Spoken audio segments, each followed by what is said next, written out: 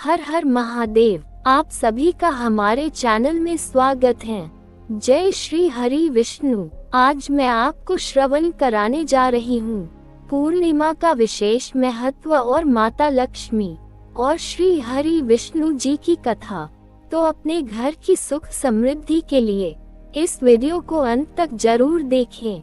दिसंबर में पड़ने वाली पूर्णिमा 15 दिसंबर को है। मान्यता है मार्गशीर्ष पूर्णिमा पर भगवान विष्णु और लक्ष्मी मां की पूरी श्रद्धा के साथ पूजा करने से सुख समृद्धि और शांति बनी रहती है। दिसंबर में पड़ने वाली पूर्णिमा मार्गशीर्ष पूर्णिमा के नाम से जानी जाएगी। मार्गशीर्ष पूर्णिमा के दिन माता लक्ष्मी व विष्णु भगवान की उपासना की जाती है। पूर्णिमा तिथि के दिन चंद्रमा को अर्घ्य देना बेहद ही शुभ माना जाता है। मान्यता है मार्गशीर्ष पूर्णिमा पर भगवान विष्णु और लक्ष्मी मां की पूरी श्रद्धा के साथ पूजा करने से सुख समृद्धि और शांति बनी रहती है। पूर्णिमा प्रत्येक माह की शुक्ल पक्ष में आने वाला मासिक उत्सव है, अतः पूर्णिमा वर्ष में 12 बार तथा अधिक मास की स्थिति में 13 बार भी हो सकती है।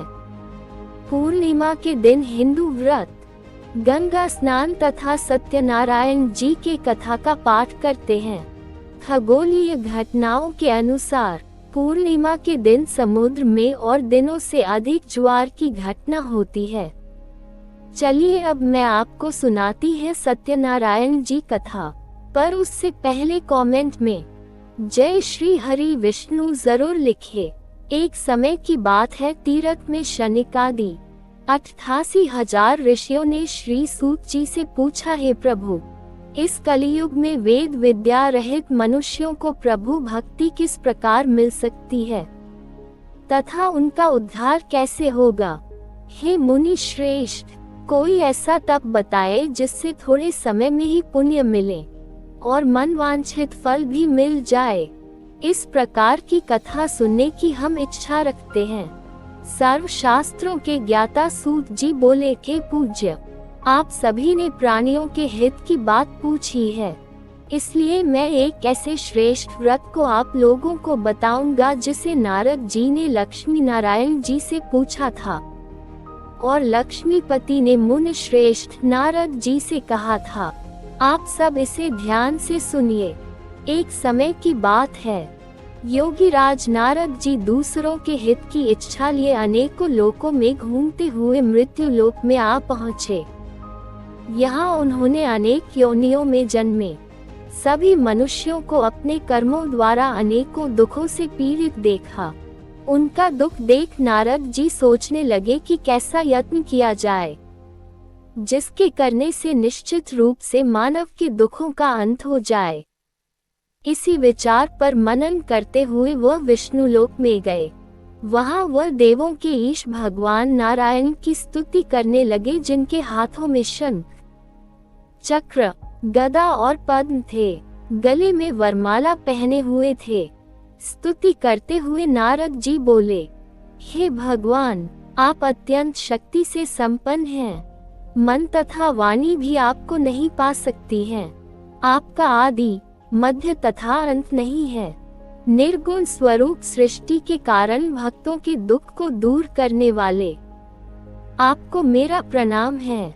नारद जी की स्तुति सुन विष्णु भगवान बोले, हे मुनिश्रेष्ठ, आपके मन में क्या बात है? आप किस काम के लिए पधारे हैं, उसे कहो। इस पर नारद मुनि बोले कि मृत्युलोक में अनेक योनियों में जन्मे मनुष्य अपने कर्मों के द्वारा अनेकों दुख से दुखी हो रहे हैं।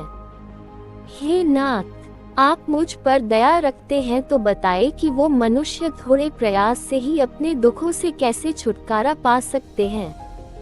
श्री हरि बोले, हे नारद, मनुष्यों की भलाई के लिए तुमने बहुत अच्छी बात पूछी है, जिसके करने से मनुष्य मोह से छूट जाता है।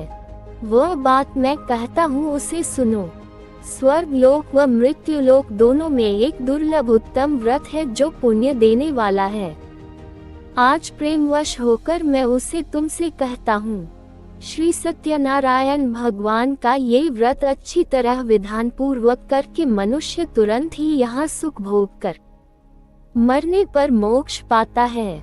श्री हरि के वचन सुन नारद जी बोले कि उस व्रत का फल क्या है और उसका विधान क्या है, यह व्रत किसने किया था, इस व्रत को किस दिन करना चाहिए, सभी कुछ विस्तार से बताएं। नारद की बात सुनकर श्री हरि बोले, दुख व शोक को दूर करने वाला यह व्रत सभी स्थानों पर विजय दिलाने वाला है। मानव को भक्ति व श्रद्धा के साथ शाम को श्री सत्यनारायण की पूजा धर्म परायण होकर ब्राह्मणों व बंधुओं के साथ करनी चाहिए। भक्ति भाव से ही नैवेद्य, केले का फल, घी, दूध और गेहूं का आटा सवाया लें। गेहूं के स्थान पर साठी का आटा, शक्कर तथा गुड़ लेकर व सभी भक्षण योग्य पदार्थों को मिलाकर भगवान का भोग लगाएं।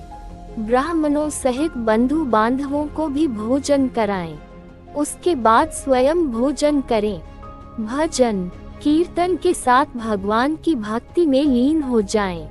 इस तरह से सत्यनारायण भगवान का ये व्रत करने पर मनुष्य की सारी इच्छाएं निश्चित रूप से पूरी होती हैं।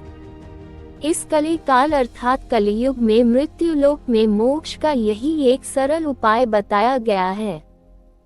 श्री सत्यनारायण व्रत कथा का प्रथम अध्याय संपूर्ण। प्रेम से बोलिए श्रीमन नारायण नारायण नारायण, भज मन नारायण नारायण नारायण। श्री सत्यनारायण भगवान की जय। उम्मीद करती हूँ ये कथा पसंद आए हो।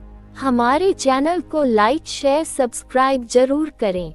आपका दिन शुभ हो। धन्यवाद।